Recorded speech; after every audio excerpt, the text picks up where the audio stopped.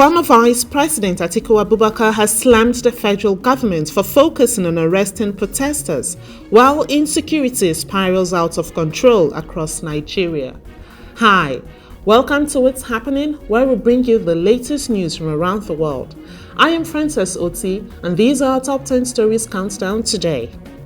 At number 10, things are heating up as Democratic leaders on the House Oversight Committee have called on Donald Trump to address claims of a $10 million campaign contribution from Egypt's President al-Sisi during the 2016 election.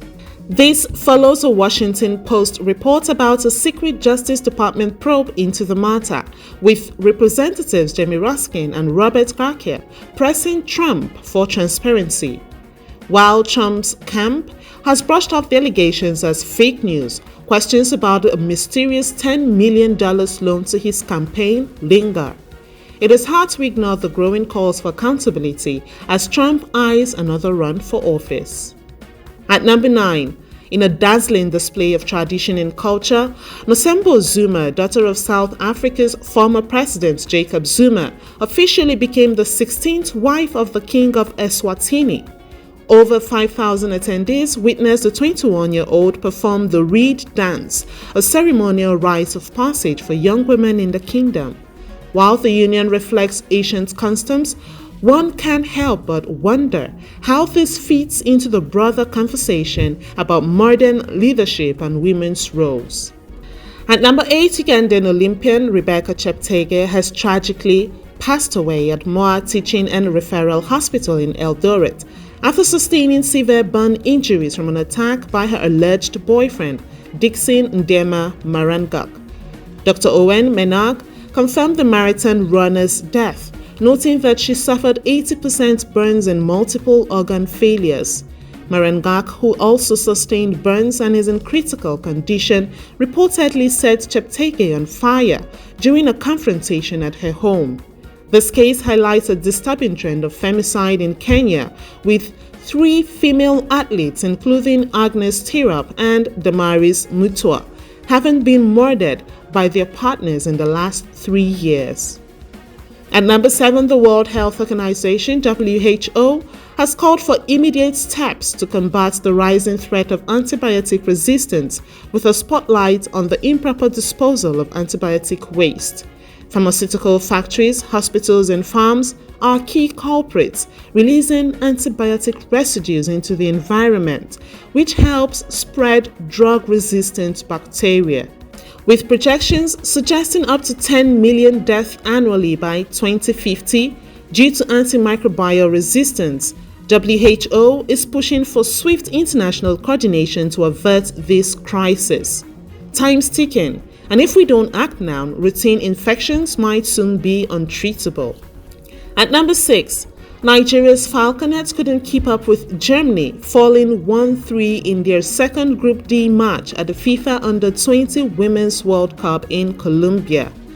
Despite an impressive equalizer by Chiamaka Okuchukwu, Germany's Sophie Deppel and Sarah Ernest sealed the deal, leaving Nigeria's hopes hanging on their final game. With Germany topping the group, Nigeria must bring their A game against Venezuela to stay in the tournament. The pressure's on. Let's see if the Falconets can soar when it counts the most. At number 5, the National Identity Management Commission (NIMC) has reiterated that the September 14th deadline for linking national identification numbers (NINs) with SIM cards stands. NIMC's head of corporate communications, Dr. Kayode Adegoke, emphasized that over 10,000 enrollment centers are operational for NIN registration, verification, and data modification. The Commission reassured citizens that NIN enrollment is free and encouraged anyone facing extortion to report it immediately. The deadline set, so don't wait. Get that NIN linked and avoid the rush. At number 4, in the wake of fresh attacks on resettled communities in Borno South, Senator Mohammed Ali Ndume has called for intensified military operations to clear out Boko Haram remnants in the region.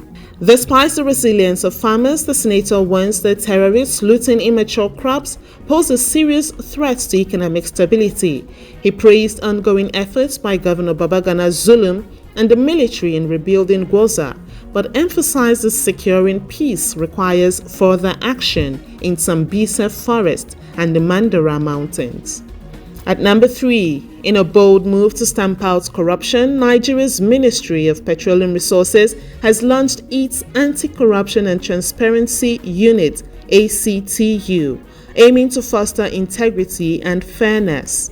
At the inauguration, Ambassador Nicholas Abuela emphasized the unit's crucial role in promoting a zero-tolerance culture towards corruption and ensuring that decisions in the ministry are transparent and legally compliant.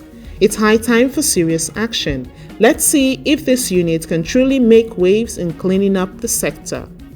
At number 2, the Nigerian National Petroleum Company Limited (NNPCL) has said it is pulling out all the stops to ensure fuel scarcity in the country ends soon, according to Adedapo Shegun, Executive Vice President of the downstream sector.